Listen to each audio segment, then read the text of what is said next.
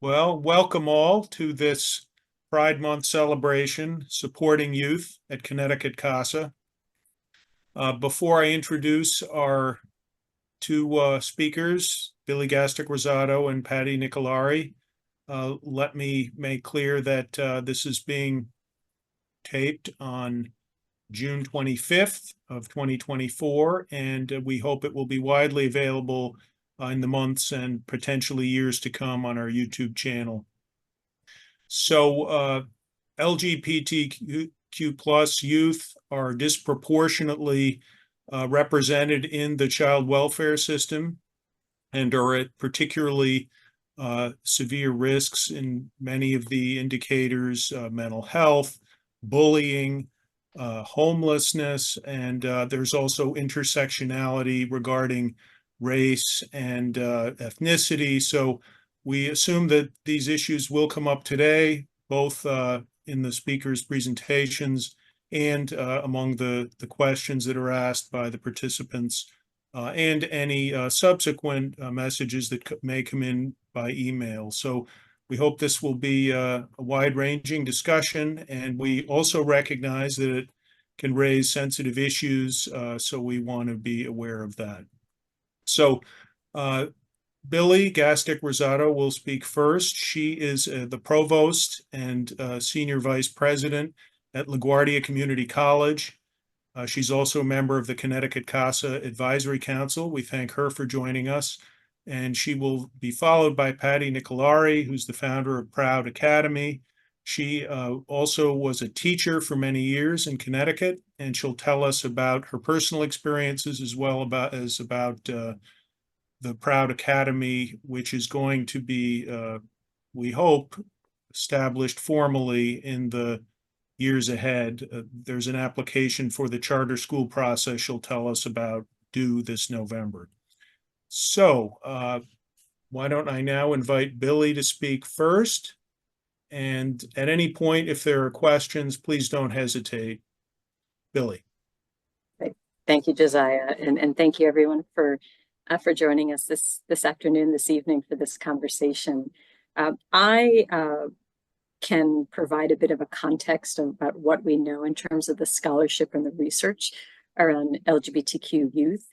I myself have done a lot of work in this area, specifically around feeling of safety at school and the role of mentors and adults in the academic persistence of young people. And so I thought that it might be most helpful to share the research with you in a way that is framed in terms of advice for those of you who work with youth or in communities to help guide you or inform your interactions. So I have a list here of 7 things that I wanted to sort of touch on, and the first is cultural competency, and this is about understanding and respecting the diversity within the LGBTQ community.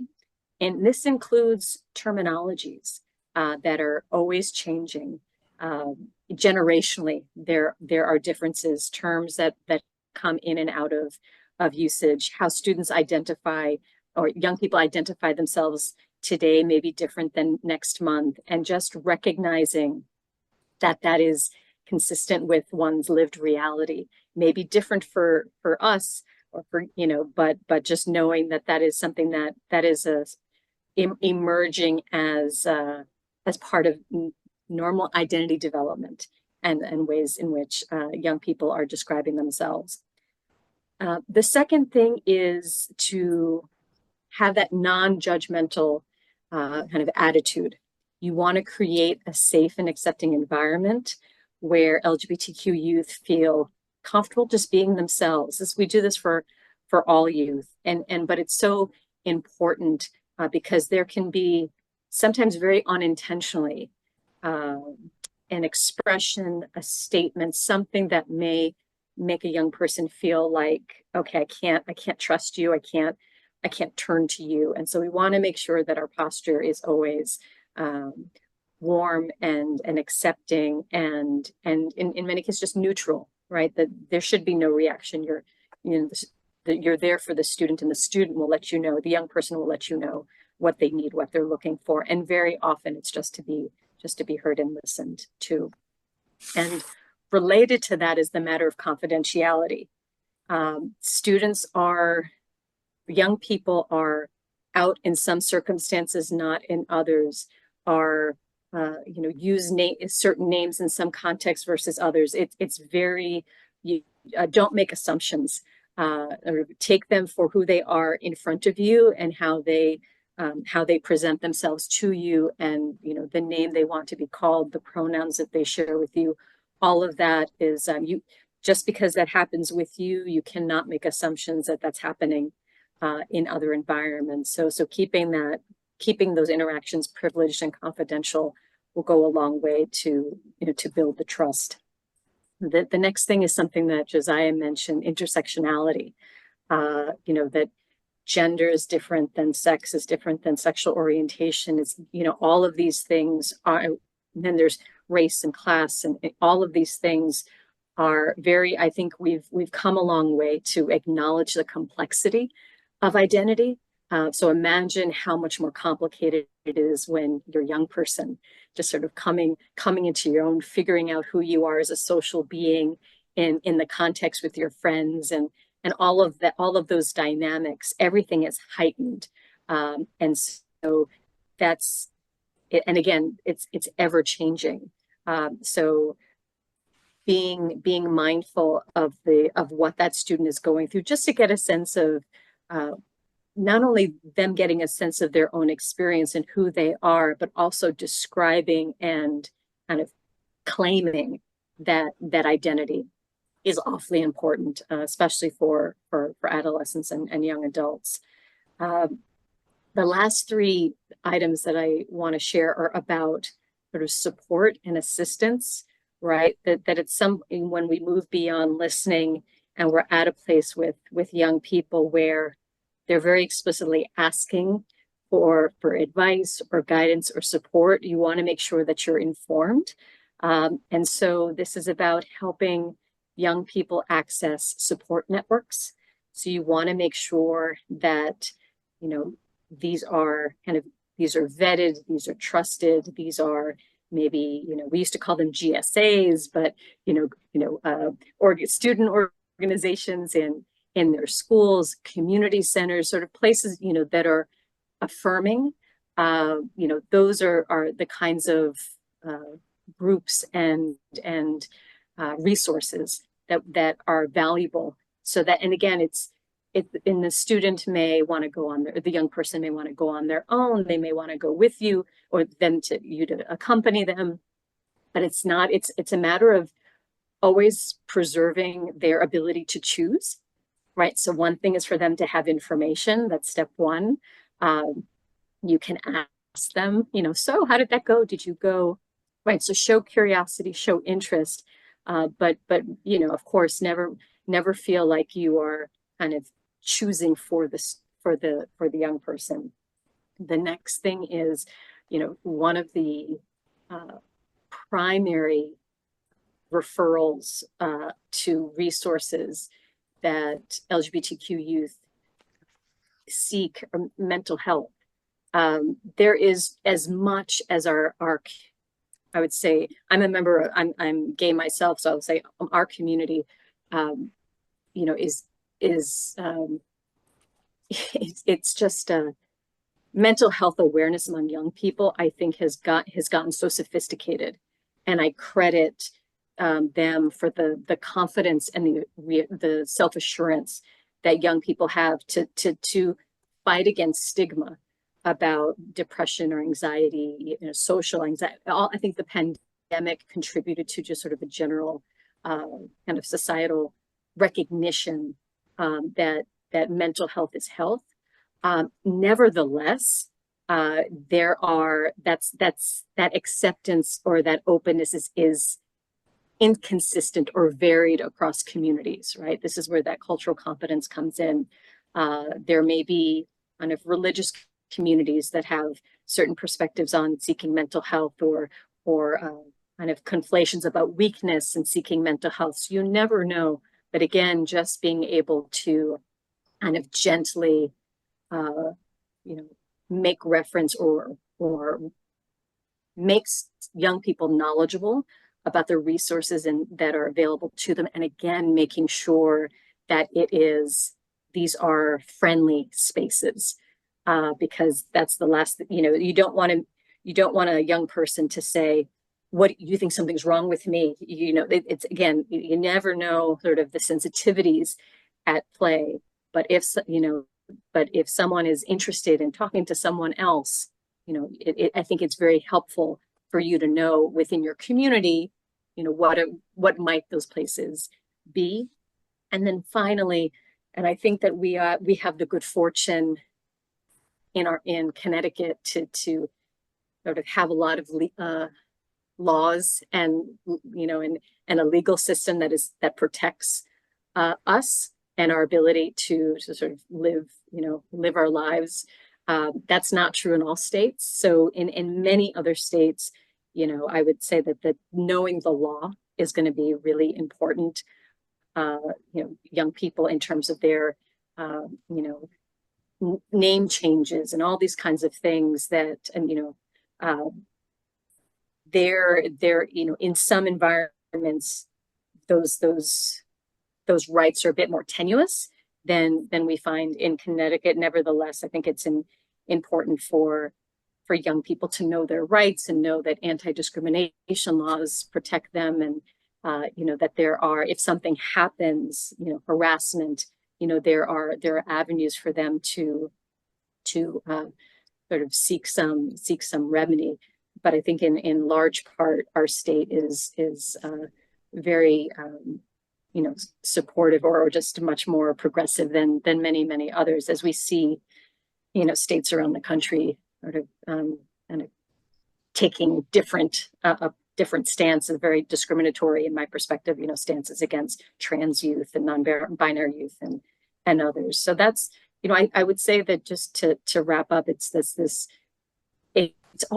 all good practice, right? It's this idea of, we want to do this for all young people, but that LGBTQ youth are, feel a lot of these things heightened, right? Because for as much as there's acceptance, as much as we see more rainbow flags than ever around Pride, it's not easy, right? It's not easy to be out, to figure out what it means to be you in an environment that still can be risky, right? And that's home and community and school. People may feel safe in one and not in the other, and so that's helping, recognizing that, appreciating that young people are navigating that, being a listener, being compassionate, being knowledgeable, when it's appropriate, so that when you are asked a question or you're asked for advice, you can speak in a very measured way that gives someone information without telling them what to do. You can say, if this is something you want to do, you may want to kind of look at this. So being respectful, so that you're helping someone make the choice that's right for them in that moment, which might be a different choice that they'll make, in a month or so. I would say that's all of that is what the research says defines a positive, healthy relationship with a trusted adult that is going to that's going to help make a young person more resilient and better able to navigate the challenges that they may confront in their life. So I'm gonna, Josiah, I'll leave it there.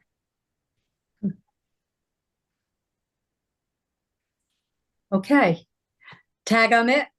Well, thank you very much, Billie. Patty, before you speak, let me just pause and ask if anyone has a question or comment for Billie at this point. I have a quick follow before we move to Patty, but let me give others an opportunity first. Dwayne. I do have a question, Billie. So I have a situation. One of my assignees, I've been with him now for about a year. Oh, I think it's over a year now. Yes, over a year. Age 16. I recently find out, and by recently, I mean within the last 2 months, I found out that his parents, I found out through talking to the school counselor that both his parents are in denial with regard to his sexual identification. So I'm having, and listening to your words and spot on suggestions. I have a lot to think about, but one in particular was, one question I have is, how would any suggestions for how I might navigate a conversation with him first about access to mental health services, and then navigating a conversation with his parents, particularly his mother, about the same thing, knowing that they are in denial, he knows they're in denial, and you know, because I do think access to those services, he needs to be aware of that, but I'm struggling with how to approach that. So so goes without saying that the sort of his information, you know, his truth about his sexuality is his to tell, and you know, and so that'll happen. If it happens, it'll happen on his timeline. But in terms of I'm sorry. I'm sorry. Oh, yeah. No, they know. Yeah. They know. They know I he's see. That's what I meant, that they're in denial. I see. That's not the right expression. They are not accepting of his declaration. Got it. And that's sort of, and so it's one of these things where I would say that, you know, that's they're going to go through their process, and it's either going to sort of, where that goes is honestly up to them. So the focus is on the young man you're working with, and you know, it may be, I think there's an opportunity to have it be more kind of a broader recommendation. So you'd say to the parents, you know, it's hard to be a young person, you know, a teenager these days, and there's so much going on, and school's stressful. You know, he may benefit from talking to someone who can sort of help him.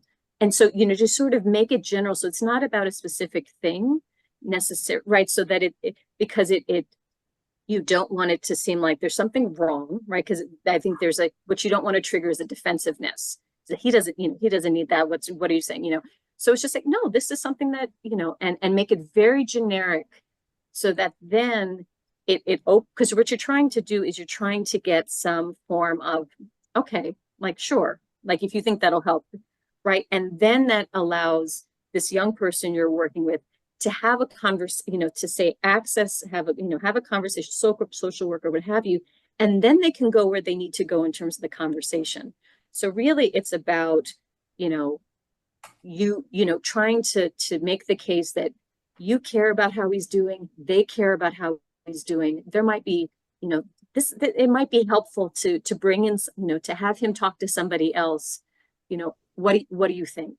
But just keep it very much about kind of his well-being. And I think that there's, you know, again, because there's a sort of awareness about just young people in general, and life is stressful, and social media and peer pressure and all those kinds of things, you might be able to sort of get them to kind of connect with that idea without specifically drilling down and suggesting that part of the thing he might have to unpack with someone else is their dynamic.